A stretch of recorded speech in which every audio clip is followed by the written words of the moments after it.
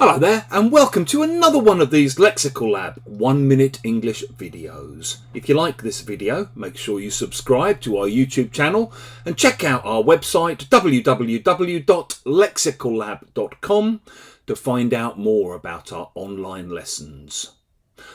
My dad passed away in 2017 and I recently found out that one of his oldest friends had also just died recently.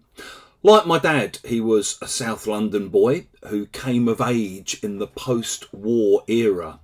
But unlike my father, he was incredibly successful. He was basically a self-made man who'd built up a bit of an empire by starting cardboard box factories. And as a result, he'd made a lot of money. When I was a kid in the 70s, he was often round our house and he was always quite flash. He had a sheepskin coat, he had a very nice car, he always had nice clothes and drank fancy, expensive alcohol. And to be honest, as a child, I was always a bit in awe of him.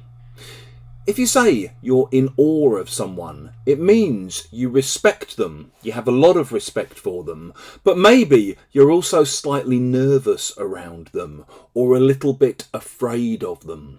So maybe, as a child, you were perhaps slightly in awe of your grandfather or your grandmother. Maybe you've got friends who work in the same field as you, but they just happen to know a hell of a lot more than you do. Happens to the best of us, and you might be in awe of their deep knowledge of the field.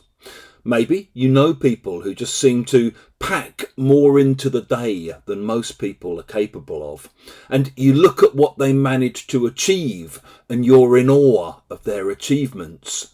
Or maybe if you're ever in a situation where you see someone famous in the street or at an airport or whatever, and you want to go and talk to them, but in the end you find you're too in awe of them to approach them directly.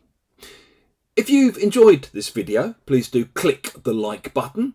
Please share it on social media with your friends, your students, your colleagues, and in the comments section below.